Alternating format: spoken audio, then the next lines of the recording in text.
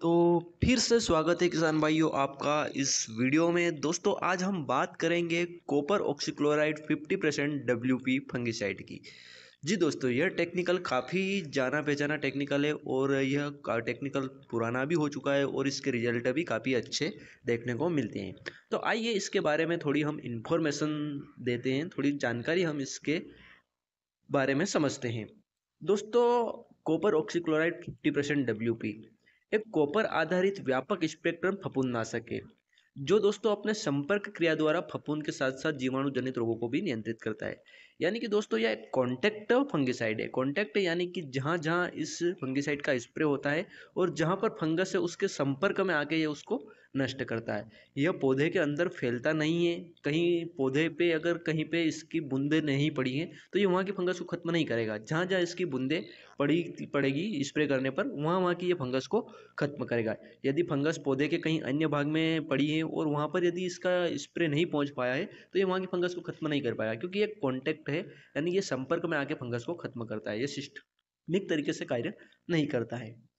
पर इसका यह बेनिफिट्स है दोस्तों कि ये स्पीडली कार्य करता है कांटेक्ट में, यानी कि जब भी फंगस पे जैसे ही इसका इफेक्ट होगा ये तुरंत उसको कंट्रोल करना शुरू कर देगा। दोस्तों, इसकी अगर खास बात की बात की जाए तो ये अन्य कवकनाशकों के प्रति प्रतिरोधी कवक को भी प्रभावी ढंग से नियंत्रित करता है। यानी जो अन्य कवकनाशी किसी कवक को नियंत्रित नहीं कर पाते उसको भी आसानी से नियंत्रित कर लेता है। इसमें सूक्ष्म कणों के कारण पत्तियों पर आसानी से ये चिपक जाता है और कवक के विकास को रोकने में मदद करता है। दोस्तों, यह जो फफूंदनाशक है यह कम घुलनशील होने के कारण धीरे धीरे कॉपर आयन छोड़ता है, जिसकी वजह से क्या है कि रोग जो है वो लंबे समय तक नियंत्रित रहता है। अब दोस्तों बात करते हैं कि यह हमारी जो फंगस है उसको कैसे नियंत्रित करता है। तो ब्लू कॉपर फंगिसाइड में कॉपर आयनों का उत्सर्जन शामिल है जो फंगल बीजाणुओं के लिए विषाक्त हैं, और ये आयन फंगल कोशिकाओं के भीतर जो प्रोटीन और एंजाइम हैं उनको अलग करके विकृत करके काम करते हैं, जिससे क्या होता है कि उनके जो सामान्य कार्य होते हैं उसमें बाधाएं उत्पन्न हो जाती हैं। और कॉपर आयन जो है वो कुछ एंजाइमों के सल्फोहाइड्रिल समूहों में बंध जाते हैं, तो उन्हें वो निष्क्रिय कर देते हैं और जो फंगस है उसको बढ़ने से रोकते हैं और उनको प्रजनन करने से भी यह रोकते हैं। तो कुछ इस प्रकार से इसका कार्य करने का तरीका होता है। इसकी विशेषताओं की बात की जाए तो यह कवकनाशी कृषि और बागवानी फसलों में आसानी से उपयोग किया जा सकता है।